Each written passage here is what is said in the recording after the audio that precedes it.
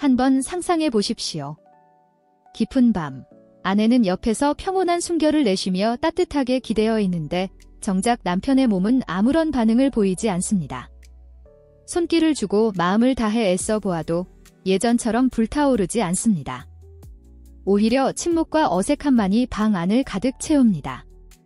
김 씨, 58살에 평생 건장했던 남성은 어느 날 아내의 손길에도 전혀 반응하지 못하는 자신을 발견했습니다. 그 순간 그는 남편이자 남성으로서의 자신감을 잃고 말았습니다. 마치 늘 당연했던 불꽃이 어느새 꺼져버린 듯 했습니다. 사실 이 이야기는 김 씨만의 것이 아닙니다. 수많은 한국 남성들이 비슷한 순간을 겪습니다. 누군가는 술 때문이라고, 또 다른 누군가는 단순히 나이 때문이라고 생각합니다. 그러나 정작 중요한 질문은 이것입니다. 왜 어떤 순간부터 남성의 불꽃은 더 이상 타오르지 않는가 하는 것입니다. 여기서 우리가 배워야 할 작은 교훈이 있습니다. 문제를 단순히 나이가 들었으니 어쩔 수 없다고 넘기는 순간 해결의 길은 더 멀어집니다. 진짜 이유를 알아야만 다시 불을 붙일 수 있습니다. 많은 남성들은 이렇게 말합니다. 나이가 들었으니 당연히 그런 거지. 그러나 과연 그것만이 이유일까요? 사실은 조금 더 복잡합니다. 첫째, 테스토스테론의 감소입니다. 남성 호르몬은 30대 후반부터 서서히 줄어들기 시작합니다. 이 변화는 처음에는 잘 느껴지지 않지만 50세를 넘어가면 분명히 나타납니다. 몸의 활력이 줄고 욕구가 약해지며 결국 가장 은밀한 부분까지 영향을 미칩니다. 둘째, 혈관의 노화입니다. 혈관은 마치 물이 흐르는 관과 같습니다. 젊을 때는 깨끗하고 탄탄해서 피가 자유롭게 흐릅니다. 하지만 기름진 음식, 술, 담배, 운동 부족으로 혈관이 점점 좁아지고 딱딱해지면 필요한 순간에도 피가 충분히 흐르지 못합니다. 불꽃이 꺼지는 것은 결국 흐름이 막히는 것과 같습니다. 셋째, 정신적 요인입니다.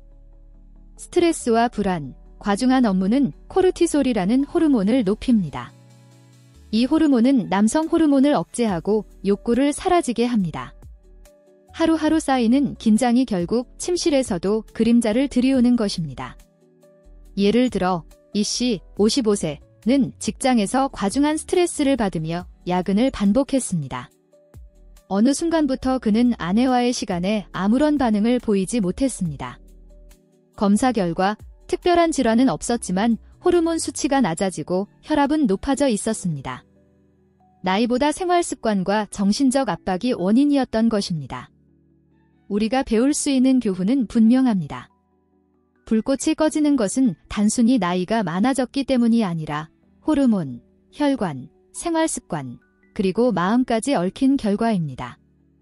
그렇다면 잘못된 해답을 붙잡는 대신 진짜 해결책을 찾아야 하지 않겠습니까?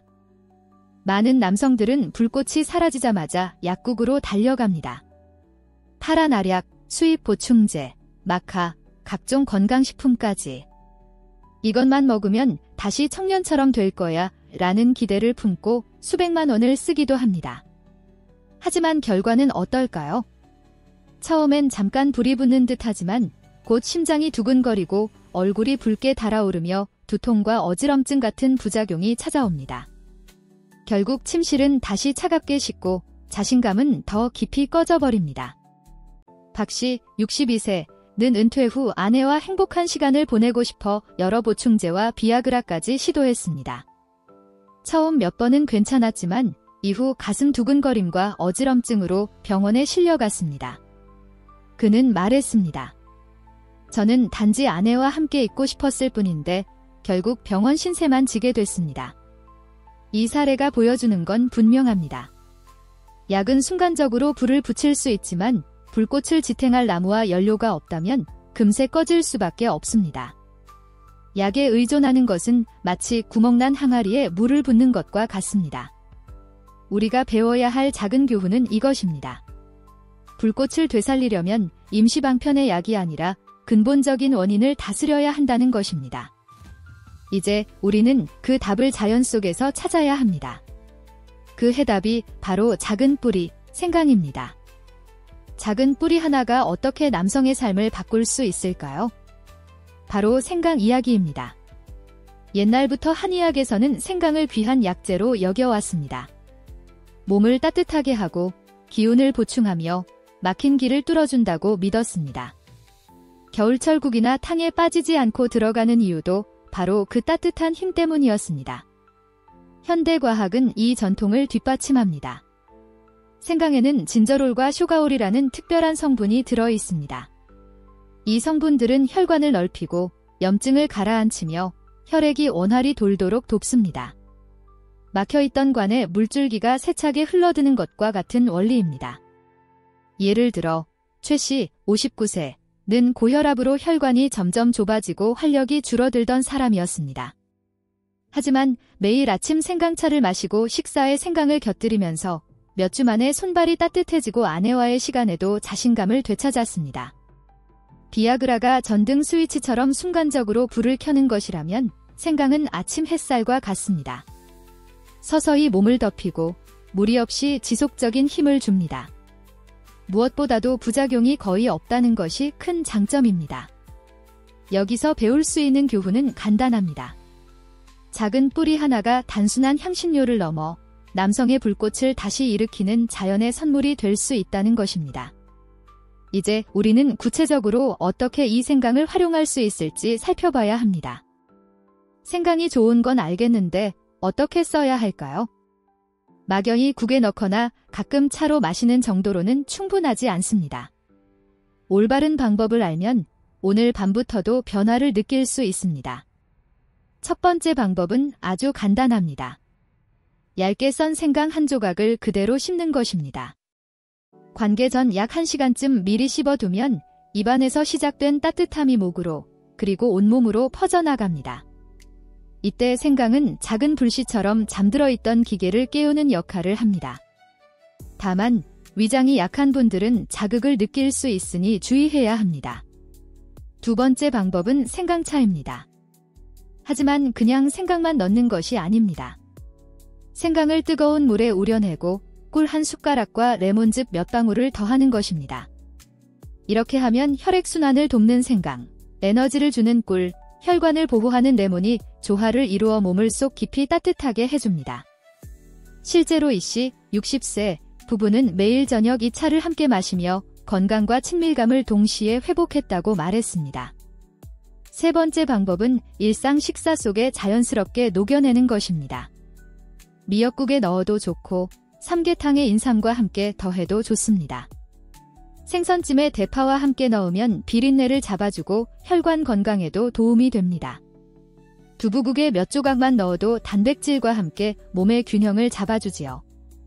이렇게 익숙한 식탁 위에서 생강은 더 이상 단순한 향신료가 아니라 활력을 불러오는 비밀 무기가 됩니다. 여기서 우리가 배울 수 있는 교훈은 단순합니다. 생강을 특별하게 먹을 필요는 없습니다. 다만 올바른 타이밍과 조합을 알면 매일의 작은 습관이 곧 큰 변화를 만듭니다. 이제 많은 사람들이 왜 생강을 먹어도 효과가 없었다고 말하는지 그 흔한 실수들을 짚어보겠습니다. 많은 남성들이 생강을 먹었는데도 아무런 변화를 못 느꼈다고 하소연합니다. 하지만 자세히 물어보면 공통된 실수가 숨어 있습니다. 첫째, 오래된 생강을 고르는 경우입니다. 겉보기엔 멀쩡해 보여도 이미 말라서 진저롤 성분이 크게 줄어든 상태일 수 있습니다. 마치 유통기한이 지난 약을 먹는 것과 다르지 않습니다. 둘째, 화학 처리가 된 생강을 사용하는 경우입니다. 일부 상인들은 보존제를 뿌려 오래 보관하거나 색을 예쁘게 보이도록 약품을 쓰기도 합니다. 이런 생강은 간과 신장에 부담을 주고 오히려 건강을 해칠 수 있습니다. 셋째, 잘못된 시간대에 섭취하는 것입니다. 공복에 마시면 위에 자극이 심해 속쓰림을 유발할 수 있고 자기 직전에 마시면 몸이 과도하게 흥분되어 잠을 이루기 어렵습니다. 가장 좋은 시간은 식사 후 30분이나 아내와의 관계 전에 미리 준비하는 것입니다. 넷째, 조리법을 잘못 쓰는 경우입니다. 생강을 오래 끓이면 성분이 날아가 버리고 독한 술에 무작정 담그면 간에 부담을 줍니다. 생강은 신선하게 먹거나 적당히 우리듯 사용하는 것이 가장 좋습니다. 마지막 실수는 꾸준하지 않은 것입니다. 오늘은 한 조각, 내일은 잊어버리고 한 달 뒤에야 다시 떠올린다면 효과가 날 수 없습니다. 몸은 반복과 습관을 통해 변화를 만듭니다. 정씨 61세는 생강을 매일 먹는다고 했지만 실제로는 일주일에 한두 번 떠올릴 때만 먹었습니다. 당연히 변화가 없었고 그는 실망했습니다. 하지만 이후 매일 일정하게 섭취하자 몇 주 만에 활력을 되찾을 수 있었습니다. 여기서 얻는 교훈은 명확합니다. 생강은 기적의 알약이 아닙니다. 올바른 생강을 올바른 방법과 시간에 꾸준히 먹을 때 비로소 불꽃을 되살릴 수 있습니다. 그렇다면 혹시 생강이 모든 사람에게 다 맞는 것은 아닐까요? 이제는 반드시 주의해야 할 경우들을 살펴보겠습니다. 생강은 분명 훌륭한 선물이지만 모든 사람에게 무조건 좋은 것은 아닙니다.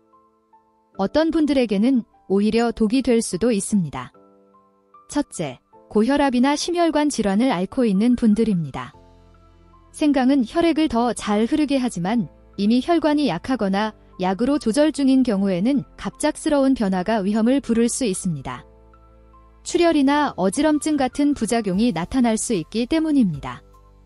둘째, 당뇨 환자입니다. 연구에 따르면 생강은 혈당을 안정시키는 데 도움을 줄 수 있습니다. 하지만 혈당 강화제를 함께 복용 중이라면 혈당이 지나치게 떨어져 위험해질 수 있습니다. 셋째, 항응고제나 심장약을 복용하는 분들입니다. 생강은 피를 묽게 만드는 성질이 있어 약의 효과와 겹치면 멍이 쉽게 들거나 예상치 못한 출혈이 생길 수 있습니다. 정씨 65세는 건강을 위해 매일 생강을 과하게 섭취하다 위궤양이 생겨 큰 고생을 했습니다. 그는 몸에 좋다니 많이 먹을수록 더 좋을 줄 알았다라고 했습니다. 하지만 좋은 것도 지나치면 해가 됩니다. 세계보건기구 WHO는 하루 생강 섭취량을 신선한 생강 기준으로 4g 이하로 권장하고 있습니다. 손가락 2마디 정도의 양입니다. 그 이상은 위산 역류, 속쓰림, 불면증 같은 문제가 생길 수 있습니다. 여기서 우리가 배울 수 있는 교훈은 분명합니다. 아무리 좋은 음식이라도 적절한 양, 적절한 사람에게 쓰일 때만 약이 됩니다. 그렇다면 생강을 올바르게 활용해 불꽃을 되살린 실제 사례는 어떻게 될까요? 이제 한국 남성들의 생생한 이야기를 들어보겠습니다. 이론만으로는 마음이 잘 움직이지 않습니다. 하지만 같은 고민을 겪던 이웃의 이야기를 들으면 마음속에 희망의 불씨가 살아나지요. 생강으로 변화를 경험한 한국 남성들의 사례를 들어보겠습니다. 첫 번째 사례는 강씨 57세입니다. 그는 몇 년 전부터 아내와의 시간이 점점 줄어드는 것을 느꼈습니다. 피곤하다, 일이 많다는 핑계로 피했지만 사실은 몸이 반응하지 않았기 때문입니다. 그러던 어느 날 TV 건강 프로그램에서 생강의 효능을 보고 매일 아침 작은 잔의 생강차를 마시기 시작했습니다. 2달 후, 그는 예전의 나를 되찾은 것 같다며 활짝 웃었습니다. 아내 역시 요즘 남편 눈빛이 달라졌다고 말했습니다. 두 번째 사례는 이씨 63세입니다. 그는 고혈압과 당뇨를 동시에 앓고 있었고 약물 부작용 때문에 침실에서 자신감을 잃었습니다. 하지만 의사와 상담 후 안전한 양의 생강을 식단에 넣기 시작했습니다. 고등어 조림에 생강을 넣고 미역국에도 조금씩 추가했지요. 3개월 후 건강검진에서 혈액순환이 개선되고 아내와의 관계에서도 전보다 훨씬 편안함을 느낄 수 있었다고 고백했습니다. 마지막으로 박씨 60세는 은퇴 후 우울감과 무기력으로 어려움을 겪었습니다. 하루하루 힘이 빠지고 부부 관계마저 멀어졌습니다. 그런데 아내가 매일 저녁 생강꿀차를 함께 마시자고 제안했습니다. 그 작은 습관이 두 사람의 대화와 웃음을 되살렸고 결국 침실에서도 다시 따뜻한 불꽃이 타오르게 했습니다. 이 이야기들이 주는 교훈은 단순합니다. 특별한 약도, 값비싼 보충제도 필요하지 않습니다. 작은 뿌리 하나, 꾸준한 습관, 그리고 아내와 함께 나누는 시간이 남성의 삶을 바꿀 수 있다는 것입니다. 이제 우리는 왜 생강이 단순한 민간요법이 아닌 과학적으로도 뒷받침되는 해답인지 살펴볼 차례입니다. 어떤 사람들은 이렇게 말합니다. 생강. 그냥 옛날 어르신들이 쓰던 민간요법 아니야. 하지만 현대과학은 이 작은 뿌리의 힘을 분명하게 증명했습니다. 서울의 한 대학병원 연구팀은 50세 이상 남성 100명을 대상으로 12주 동안 생강 추출물을 꾸준히 섭취하게 했습니다. 그 결과 남성 호르몬인 테스토스테론 수치가 평균 17% 상승했고 혈액순환 지표도 뚜렷하게 개선되었습니다. 무엇보다 삶의 질과 부부관계 만족도가 크게 향상되었다는 보고가 있었습니다. 또한 미국 영양학 저널에서는 생강이 혈관 내 염증을 줄이고 혈액의 점도를 낮추어 심혈관 건강뿐 아니라 남성 기능에도 긍정적인 영향을 준다고 밝혔습니다. 이는 단순한 경험담이 아니라 데이터와 실험으로 뒷받침된 과학적 사실입니다. 흥미로운 것은 생강이 단순히 남성 호르몬을 올리는 것에서 그치지 않는다는 점입니다. 위장을 따뜻하게 하고 소화를 돕기 때문에 몸 전체의 에너지가 올라갑니다. 실제로 실험 참가자들은 손발이 따뜻해졌다, 피곤이 덜하다, 자네와의 관계에서 자신감이 생겼다라는 구체적인 변화를 보고했습니다. 즉, 생강은 단순한 향신료가 아니라 과학적으로 검증된 자연의 활력제입니다. 여기서 우리는 중요한 교훈을 얻습니다. 무언가를 믿으려면 경험담이 아니라 연구와 데이터가 함께할 때 더 큰 신뢰가 생긴다는 것입니다. 이제 생강의 과학적 힘을 확인했으니 실제 생활에서 어떻게 꾸준히 활용할 수 있을지 구체적인 루틴을 살펴보겠습니다. 많은 남성들이 저에게 묻습니다. 선생님, 생강을 언제 먹어야 가장 좋을까요? 또 얼마나 오래 먹어야 하나요? 제가 늘 드리는 대답은 간단합니다. 꾸준함이 곧 힘이라는 것입니다. 예를 들어 김성호 씨 62세는 처음에는 하루 이틀 생강차를 마시고 별로 달라진 게 없네라며 포기하려 했습니다. 그러나 제가 권한 대로 하루 한 잔씩 최소 4주 동안 꾸준히 실천했습니다. 결과는 놀라웠습니다. 몸이 따뜻해지고 소화가 편안해졌을 뿐 아니라 아내와의 관계에서도 자신감을 되찾게 되었습니다. 생강의 효과는 비아그라처럼 즉각적으로 나타나는 불꽃이 아닙니다. 오히려 봄날의 새싹처럼 서서히 자라나 어느 순간 확연히 달라진 자신을 발견하게 됩니다. 이는 혈관과 호르몬이 꾸준한 자극을 받아야 비로소 반응하기 때문입니다. 여러분도 루틴을 만들어 보십시오. 아침에는 꿀을 넣은 따뜻한 생강차 한 잔, 점심에는 미역국이나 생선찜에 들어간 생강, 저녁에는 간단히 볶음 채소에 생강을 곁들이는 식입니다. 하루 3번 작은 습관이 모이면 한 달 후에는 몸과 마음이 전혀 다른 길을 걷고 있을 것입니다. 여기서 얻을 수 있는 교훈은 명확합니다. 기적은 하루 만에 오지 않는다. 하지만 꾸준한 작은 실천이 결국 큰 변화를 만든다는 사실입니다. 이제 생강을 생활 속에 자연스럽게 녹여내는 구체적인 식사 활용법을 하나씩 살펴보겠습니다. 많은 남성분들이 생강의 힘을 듣고 나서 열심히 실천하지만 안타깝게도 효과를 보지 못하는 경우가 있습니다. 이유는 단순합니다. 잘못된 사용법 때문입니다. 첫 번째 실수는 신선하지 않은 생강을 고르는 것입니다. 겉보기엔 멀쩡해 보여도 오래된 생강은 진저롤과 쏘가올 같은 핵심 성분이 이미 많이 사라져 있습니다.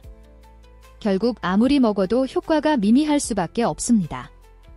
두 번째는 잘못된 시간대에 섭취하는 것입니다.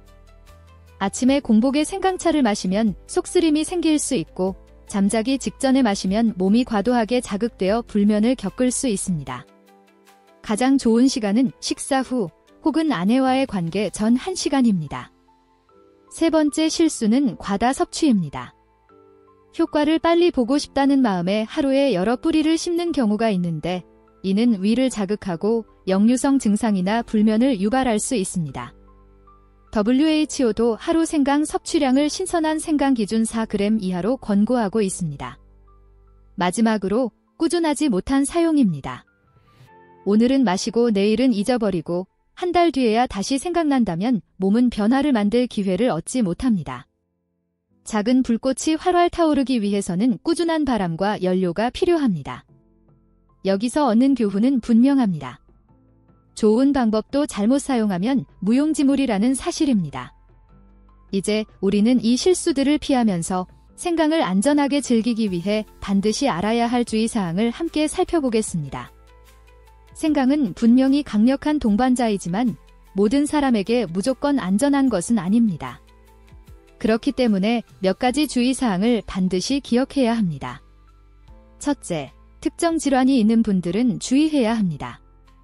고혈압, 심혈관 질환, 당뇨병을 앓고 있거나 혈액희석제를 복용 중인 분들은 반드시 의사와 상담 후 섭취해야 합니다. 생강이 혈액을 묽게 하고 순환을 촉진하는 효과가 있어 약물과 상호작용할 수 있기 때문입니다. 둘째, 하루 섭취량을 반드시 지켜야 합니다. WHO 권장 기준은 신선한 생강 4g 이하입니다. 이를 넘어서면 위산 역류, 속쓰림, 불면, 심지어 위궤양까지 유발할 수 있습니다. 실제로 어떤 환자는 매일 과도하게 생강을 씹다가 위장이 먼저 고통을 호소한 사례도 있었습니다. 셋째, 몸의 신호를 귀 기울여야 합니다. 생강을 먹은 후 얼굴이 심하게 붉어지거나 속이 타는 듯 하거나 호흡이 힘들어지거나 가슴이 두근거린다면 즉시 섭취를 중단하고 전문가와 상의해야 합니다. 많은 경우 이런 신호는 단순한 불편이 아니라 몸이 보내는 경고입니다. 넷째, 즉각적인 기적을 기대하지 말 것입니다. 생강은 약이 아니라 몸이 스스로 회복할 수 있도록 돕는 불씨입니다. 그렇기에 하루 이틀 만에 큰 변화를 바라기보다는 나무를 가꾸듯 꾸준히 기다리는 태도가 필요합니다. 이처럼 올바른 주의사항을 지켜야만 생강은 진짜 보물이 됩니다. 이제 마지막으로 생강뿐 아니라 식습관, 운동, 마음가짐까지 포함한 남성 활력을 위한 전체 생활 습관을 정리해 보겠습니다. 생강은 분명히 강력한 도구이지만 그것 하나만으로는 충분하지 않습니다. 남성의 활력을 오래 지키기 위해서는 3가지 생활 습관의 기둥이 반드시 함께해야 합니다. 첫째, 식습관입니다. 50세 이후에는 젊을 때와 달리 술, 기름진 음식, 짠 음식이 바로 몸에 부담을 줍니다. 술은 간을 약하게 하고 테스토스테론을 떨어뜨리며 과도한 소금은 혈관을 좁혀 순환을 방해합니다. 대신 채소와 해산물, 특히 아연이 풍부한 굴, 조개, 새우 등을 자주 섭취하면 남성 호르몬 생성과 혈관 건강에 큰 도움이 됩니다. 둘째, 운동입니다. 몸을 쓰지 않으면 오래된 기계처럼 녹슬어 버립니다. 매일 30분 빠르게 걷기, 간단한 케겔 운동, 그리고 일주일에 2-3회 가벼운 근력 운동만으로도 음경으로 가는 혈류가 크게 개선됩니다. 실제로 많은 환자들이 운동 습관을 들인 후 약이나 보충제보다 훨씬 더 안정적이고 자연스러운 변화를 경험했습니다. 셋째, 정신관리입니다. 스트레스는 남성 활력을 갉아먹는 최대의 적입니다. 긴장하고 불안한 상태에서는 아무리 좋은 음식을 먹고 운동을 해도 몸은 생존 모드로 들어가 성기능을 억제합니다. 매일 충분한 수면, 명상, 아내와의 대화나 산책 같은 소소한 습관이 오히려 가장 강력한 치료제가 될 수 있습니다. 정리하자면 생강은 불씨이고 식습관은 연료이며 운동은 파이프, 정신은 공기와 같습니다. 이 4가지가 조화를 이룰 때 비로소 남성의 불꽃은 오래도록 꺼지지 않고 타오를 수 있습니다. 이제 여러분은 단순한 향신료 이상의 의미를 가진 생강과 함께 건강한 생활 습관을 더해 삶 전체를 바꿀 수 있는 열쇠를 손에 쥐게 된 것입니다. 여러분, 오늘 우리는 생강이 단순한 부엌의 향신료가 아니라 남성의 불꽃을 되살릴 수 있는 강력한 동반자라는 사실을 확인했습니다. 하지만 더 중요한 것은 생강 하나만으로는 충분하지 않다는 점입니다. 올바른 식습관, 꾸준한 운동, 그리고 마음의 평온이 함께할 때 비로소 진짜 변화가 찾아옵니다. 여러분의 아내는 더 이상 실망스러운 눈빛을 보내지 않고 따뜻한 미소로 여러분을 바라볼 수 있습니다. 그리고 여러분 자신은 다시 당당하고 자신감 넘치는 남성으로 서게 될 것입니다. 이제 선택은 여러분에게 달려 있습니다. 작은 생강 한 조각, 따뜻한 생강차 한 잔, 오늘의 짧은 산책 한 번이 여러분의 삶을 바꿀 수 있습니다. 그 첫걸음을 지금 바로 시작해 보십시오. 이 영상을 보셨다면 단순히 듣고 넘기지 마시고 댓글에 저는 오늘 시작합니다라고 남겨주십시오. 그것은 세상에 하는 약속이 아니라 바로 자신에게 하는 약속입니다. 그리고 좋아요와 구독, 알림 설정을 통해 앞으로도 여러분의 건강과 활력을 되찾는 여정에 함께 하시길 바랍니다. 여러분, 이제 불꽃은 꺼진 것이 아닙니다. 단지 기다리고 있었을 뿐입니다. 지금이야말로 다시 타오르게 할 시간입니다.